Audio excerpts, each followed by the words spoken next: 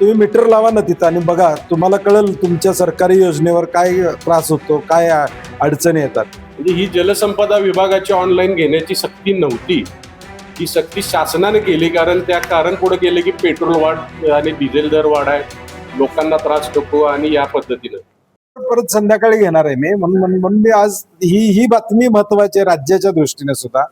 कारण की कसं आहे की पाटबंधारे विभागानं पाणीपट्टी वाढवायचा प्रस्ताव दिलाय. आता त्याचं हिअरिंग परवा ऑनलाईन हिनी ठेवलं होतं महाराष्ट्र जलसंधारण नियामक प्राधिकरणानं. तर त्या हिअरिंगमध्ये आम्ही उपस्थित होतो. जे मुळात दरवाढ ते देणार आहेत त्याची माहिती लोकांच्यापर्यंत पोचलेली नाही. त्यामुळे 5 तारखेपर्यंत मुदतवाढ त्यांनी दिली. मी मागणी केल्यावर 5 तारखेपर्यंत त्यांनी मुदतवाढ दिलेली आहे या दरवाढीला, म्हणजे आक्षेप नेमण्यासाठी. तर आमची तुमच्या माध्यमातून विनंती आहे की ही दरवाढ फक्त शेतीच्या विषयासाठी नाही आहे, तर पाटबंधारे विभागाकडून जे जे घटक पाणी घेतात, मग उद्योग असू दे, MIDC, ग्रामपंचायती असू देत, महानगरपालिका असू देत, नगरपालिका असू देत, या सगळ्यांना ही दरवाढ लागू त्या ठिकाणी होणार. म्हणजे शेवटी काय, ती महापालिका बोजा कुणावर लावणार आहे? ग्राहकावरच लावणार आहे. ग्रामपंचायत पाणीपट्टी कुणाची वाढवणार? जनतेची वाढवणार.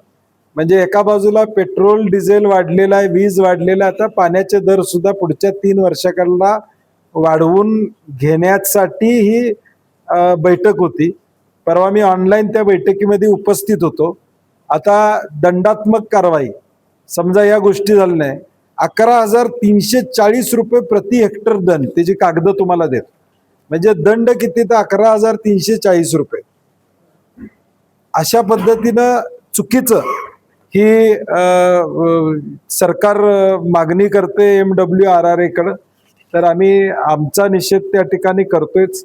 शेतीला मीटर बसवणं सक्तीचं त्या ठिकाणी केलं जाते. पुरातली जवळजवळ 1900 मीटर अजून नादुरुस्त आहेत, ती दुरुस्त केलेली नाही. आता ते म्हणतात की अजून मीटर त्या ठिकाणी बसवा. विहिरीवरचं पाणी नदीपासून 35 किलोमीटर परिस्थितीत असणाऱ्या विहिरीवर पाटबंधारे विभागाकडून 50% आकारणी घेतली जाते, ती रद्द करावी अशी आमची मागणी आहे. आता विहीर पारंपरिक आहे, पण आमच्या नदीतलं पाणी तुमच्याकडे येते विहिरीत, म्हणून त्याच्यावर 50% आकार असा आहे. ऊस लागवडाची दंडात्मक तरतूद, आता वसुली होत नाही त्याची जबाबदारी पण शेतकऱ्यावर आहे किंवा ग्राहकावर आहे. ती जबाबदारी आमचं म्हणणं आहे अधिकाऱ्यांच्यावर फीस करा. तुम्ही आम्हाला दोष तुम्ही कशाला देता? आता STP, ETP ही जबाबदारी कुणाची आहे? महानगरपालिका, नगरपालिका, जिल्हा परिषद, ग्रामपंचायत. ते जर केलं नाही तर त्याचा दंड त्यात आकारलाच. तर त्याचा पाणी उचलणाऱ्याशी काय संबंध आहे असा आमचा विषय आहे. औद्योगिक प्रवर्ग अ, आता या अ गटामध्ये आता 26 रुपये 40 पैशानं पाणी पाटबंधारे विभाग MIDC ला देतं. MIDC त्याच्यावर परत सेस हा साधारणपणे 20% जिल्हा परिषदचा सेस आहे. 31 रुपये 68 पैशाला 1000 लिटर पाणी MIDC घेतं. MIDC कशासाठी आहेत? औद्योगिक वाढ व्हावी, तिथं उद्योग याव्यात आणि तिथल्या रोजगार व्हावा आणि त्याचा MIDC सबसिडी रेटमधनं 18 रुपयानं ते पाणी पुढं उद्योगाला त्या ठिकाणी. आता MIDC ला सुद्धा पाणी घेताना आता दरवाढ फेस करावी लागेल. म्हणजे ह्या 2 गोष्टी आहेत. एक तर मग MIDC ला उद्योगावर दरवाढ करावी लागेल किंवा सबसिडी आणखीन वाढवावी लागेल. म्हणजे तो फटका तिथं आहे. ती आकडेवारी मी तुम्हाला देतो. यात सगळी अ वर्ग, ब वर्गला जवळजवळ 10 पटीनं दरवाढ त्यामध्ये होत्या आणि घरगुती जवळजवळ 12%, 12.5% बोजा सहन करावा लागेल जर महापालिका, जिल्हा परिषद, पंचायत समितीने ही दरवाढ पुढं इफेक्टिव्ह करायची झाली तर. म्हणजे पाटबंधारे विभागानं जे पाणी घेतात ते इफेक्ट जर द्यायचा झाला तर 12.5% दरवाढ साधारणपणे ग्राहकावर होऊ शकते. त्यामुळे आपल्या माध्यमातून माझी कोल्हापूर, सांगली, सातारा, पुणे या 4 कृष्णा खोऱ्यातल्या सर्व जिल्ह्यातल्या ग्रामपंचायत, महानगरपालिका, नगर परिषद, नगरपंचायत या सगळ्यांना विनंती आहे की ह्याच्यावर हरकत 5 तारखेपर्यंत घ्यावी. ही दरवाढ झाली तर बोजा पुन्हा स्थानिक स्वराज्य संस्थेवर पडणार. तो बोजा पुन्हा स्थानिक स्वराज्य संस्था ग्राहकावर या ठिकाणी टाकणार. शेतकरी तर अडचणीत आणतायतच, परंतु बाकीचा विभाग पाणीपट्टीच्या माध्यमातून ग्राहक देखील या ठिकाणी अडचणीत येणार आहे. तर ह्याच्या संदर्भात 5 तारखेपर्यंत लोकांनी हरकती नोंदवाव्यात. आता ज्यावेळी VC झाली त्यावेळी ही जी दरवाढ करणार आहे, मी म्हणलं डॉक्युमेंट तुम्ही ठेवलं होतं का पाटबंधारे विभागात? हे ठेवलं नव्हतं. ते म्हणतात की आम्ही पाटबंधारे विभागातल्या सगळ्या ऑफिसमध्ये डॉक्युमेंट उपलब्ध केले, ते डॉक्युमेंट आम्हाला मिळालं नाही. जे डॉक्युमेंट आम्हाला मी वाचलं, मी VC मध्येच सांगितलं की वाचल्यानंतर मला सुद्धा लक्षात येत नाही, एवढी तुमची तांत्रिक भाषा आहे. म्हणजे कसा होणार आहे, काय होणार आहे हे कळत नाही, मग ग्राहकाला काय कळणार? त्यामुळं सोप्या भाषेत हे लोकांना उपलब्ध झालं पाहिजे. त्याचा परिणाम काय होणार आहे? आता तूर्त एवढंच आहे की 5 तारखेपर्यंत हरकती आहेत, त्या हरकती लोकांनी नोंदवाव्यात अशी तुमच्या माध्यमातून आम्हाला विनंती करायची. तुम्ही मीटर लावा ना तिथं आणि बघा, तुम्हाला कळेल तुमच्या सरकारी योजनेवर काय त्रास होतो, काय अडचणी येतात. आता डायरेक्ट नदीकाठी तुम्ही लावणार, त्या शेतकऱ्याला विक्रांत म्हणले तसं पैसे शेतकऱ्याकडूनच वसूल करून त्या ठिकाणी घेणार आहेत. तर त्यामुळं ह्याला विरोध आमचा आहे. वा. म्हणजे प्रचलित दराच्या 50%, म्हणजे प्रचलित दर पूर्वी जो होता 1122 त्याच्या 50%, पण आता त्यांनी प्रचलित दर जो केलाय तो 30 पैसे प्रति घनमीटर केलाय. म्हणजे तो दर 1 एकराला साधारण 3,500 ते 4,000 रुपये पर्यंत जातो आणि त्याच्या 50%. हा म्हणजे ती आणि नैसर्गिक पावसाचा पाण्याचा स्रोत आहे. काही ठिकाणी लोकांच्या विहिरी ते नैसर्गिक पाण्याच्या स्रोतावर आहेत, त्यावर यांनी त्यामध्ये पैसे वसूल करावे हे कुठल्या नियमात बसते? अनेक ठिकाणी पाणी पुरवठा संस्थांनी पाणी फिरवलेलं आहे स्वतःच्या खर्चानं, त्यावर देखील राज्य शासन म्हणते किंवा पाटबंधारे खातं म्हणते त्याची वसुली आम्ही करणार 50%. ही कुठं व्यवहार नाही असं आम्हाला वाटतं.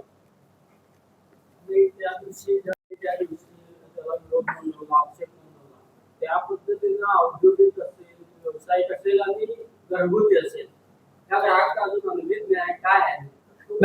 नाही आता स्मॅकनं हरकत नोंदवलेली आहे किंवा असोसिएशन, माझी सगळ्या इंडस्ट्रियल असोसिएशनला विनंती आहे की सगळ्यांनी त्याच्यावर हरकती नोंदवल्या पाहिजे. आता ग्राहक हा डायरेक्ट महापालिकेशी संबंधित आहे, ग्रामीण भागातला ग्रामपंचायतच्या आणि जिल्हा परिषदच्या आहे. त्यामुळे ग्रामपंचायतच्या सरपंचांनी हरकती घेतल्या पाहिजेत असं माझं मत आहे.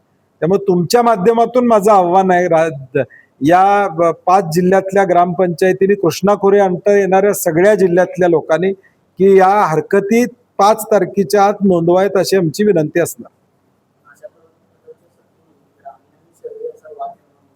नाही सगळीकडेच दरवाढ करायला लागलेत ना ते.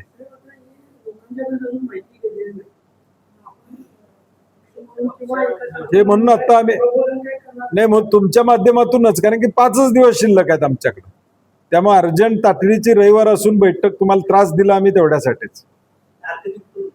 नाही ऑनलाईन करा तुम्ही. नाही म्हणून ग्रामपंचायतनी ठराव करून पाठवावेत. आम्ही तुम्हाला डिटेल देतो कशावर हे करायचं ते देतो ना तुम्हाला. बोला विक्रम. 15 आता ते 15 दिवस गेली ती किमान 5 दिवस दिले त्याने. नाही पुरेसे नाही येतच मुळात खरं. आता आलंय तर त्यातनं आणि परत त्यांनी म्हणायला नको उद्या की आम्ही तुम्हाला दिली होती मुदत, त्या मुदतीत हरकती आल्या नाहीत असं उद्या परत आमच्यावर ब्लेम ठेवतील. म्हणून हे अर्जंट 5 तारखेच्या आधी करायचं. तुम्ही सांगा.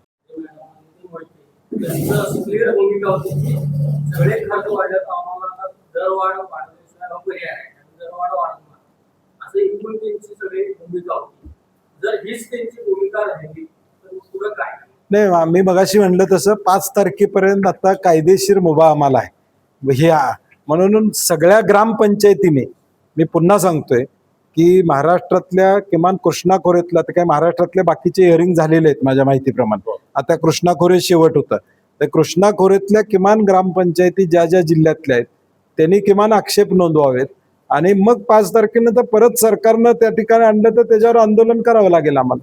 2023-24 साली डॉक्टर भारत पाटणकर, बंटी पाटील साहेब आणि अरुण अण्णा लाड यांच्या नेतृत्वामध्ये आपण रस्ता रोको आंदोलन घेतलेलं होतं, ते याच कारणासाठी मीटर सक्ती केलेली म्हणून. त्यांनी त्यावेळी त्यावेळेला थांबवलं. तात्पुरतं थांबवलं. पुन्हा नव्यानं आता ही मीटर सक्ती लागू करतायत. ऑनलाईन सुनावणी घेतली. ही सुनावणी प्रत्यक्षितरित्या येणार होते, म्हणजे फिजिकल सुनावणी होणार होती. म्हणजे की गेल्या काही वर्षांपूर्वी आपल्या इथं शाहूस पार्कला पार पडली होती. पण आता ही सुनावणी जलसंपदा विभाग घेणार असताना यांना शासनानं त्या ठिकाणी घेण्यास बंदी केली आणि त्यांनी ऑनलाईन घेण्याची सक्ती केली. म्हणजे ही जलसंपदा विभागाची ऑनलाईन घेण्याची सक्ती नव्हती, ही सक्ती शासनाने केली. कारण पुढे गेले की पेट्रोल वाढ आणि डिझेल दर वाढ आहे, लोकांना त्रास नको आणि या पद्धतीनं खरं बघायला गेलं तर सामान्य माणसाच्या निगडीत हा प्रश्न आहे. शेतकरी असेल, उद्योजक असेल, व्यापारी असेल किंवा घरगुती पाणी वापर करणारी ग्रामपंचायत किंवा नगरपालिका असेल, तर त्यांनी ही सुनावणी प्रत्यक्षरित्या त्या ठिकाणी विभागवार घेणं अपेक्षित होतं. आता यामध्ये सगळ्यात अडचणीचा भाग असा झालाय की त्यांनी हे ऑनलाईन संकेतस्थळावर सगळी माहिती ठेवली आणि इथल्या विभागवार त्या ठिकाणी त्यांनी याची मसुदा ठेवण्याची तयारी दाखवलेली होती पत्रामध्ये. पण इथल्या विभागामध्ये आम्ही चौकशी केली आणि ते साहेबांच्या निदर्शनास आणून दिलं आयोगाच्या या मीटिंगच्या दिवशी, की इथल्या विभागानं, जलसंपदा विभागानं सांगितलं की हे MWRRA म्हणजे महाराष्ट्र जलसंपत्ती नियमन प्राधिकरण आणि पाटबंधारे विकास महामंडळ यांचा काहीही संबंध नाही आहे. त्यामुळे आमच्याकडे असले कुठलेही मसुदे या ठिकाणी उपलब्ध नाही आहेत. ही बाब आम्ही निदर्शनास आणून दिल्यानंतर साहेबांनी त्या चेअरमनना हा विषय सांगितला. अनेक जिल्ह्यांमधून ही बाब स्पष्ट झाली. त्यामुळं साहेबांनी 15 दिवसाची मुदतवाढ मागितली होती, त्याला 5 जून पर्यंत तरी ही मुदतवाढ दिली. त्यामुळं अंशतः का असेना ग्राहकांना आपलं म्हणणं आयोगासमोर मांडायला मुभा मिळालेले आहे. त्याबद्दल आम्ही साहेबांनी सगळ्यांनीच त्याबद्दल आयोगाचं त्या ठिकाणी आभार मानले.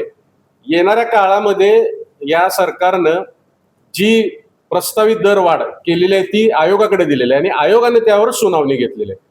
यामध्ये सगळ्यात महत्वाचा शेतकऱ्यांसाठीचा एक अडचणीचा मुद्दा ठरणार आहे तो मीटर सक्ती. नदीवरून पाणी मोजूनच घ्या ही सक्तीच केलेली आहे त्यांनी. म्हणजे पूर्वीप्रमाणे जे दर प्रचलित होते प्रति हेक्टर 1122 रुपये, तो दर रद्द करून कंपल्सरी मोजून घ्या त्याला ऑप्शन ठेवलेला नाही. त्यावर आम्ही जोरदार सर्वांनी आक्षेप घेतला. नदीवर महावितरणची मीटर टिकेना झालेत. 17,000-16,000 मीटर पुरात 2019 वाहून गेलेत. ती बदलणं आज तागायत महावितरणला झालेलं नाही. ही महावितरणनं वस्तुस्थिती कबूल केलेली आहे आणि त्याच ठिकाणी याच राज्यामधल्या वेगळ्या दुसऱ्या एका विभागाकडून मीटर सक्ती करणे हे कितपत योग्य आहे आणि ती मीटर टिकणार का, त्याची जबाबदारी कोण घेणार? कारण आता राज्य सरकारनं मध्ये एक GR काढला, ती मीटर राज्य सरकार लावणार आणि येणाऱ्या 3 वर्षात त्या शेतकऱ्याकडनं पैसे वसूल करणार. म्हणजे पुन्हा मीटरची जबाबदारी ही शेतकऱ्याची झाली, देखभाल दुरुस्ती शेतकऱ्याची झाली. तर हे व्यवहार नाही आहे. हे आम्ही त्यांना वारंवार सांगण्याचा प्रयत्न केला. आपल्या माध्यमातून देखील आपण या राज्यातल्या सर्वच शेतकऱ्यांमध्ये हा सगळ्यात महत्वाचा हा विषय अजून सर्वसामान्य शेतकऱ्यापर्यंत पोहोचलेलाच नाही. पण नदीवरून पाणी मोजून घ्यायचं आहे म्हणजे काय याचा अर्थच अजून शेतकऱ्यांपर्यंत पोहोचलेला आहे आणि यांनी अशी काहीतरी व्यवस्था केली असं आम्हाला वाटते की ही दरवाढ जी आहे किंवा हे मसुदा आहे हा लोकांपर्यंत पोहोचूच नये आणि ते दरवाढ किंवा सक्ती मीटरची लादली जावी असं कुठेतरी यामधून व्हायला लागलंय असं आम्हाला सर्वसामान्य जनतेला वाटायला लागलं. आता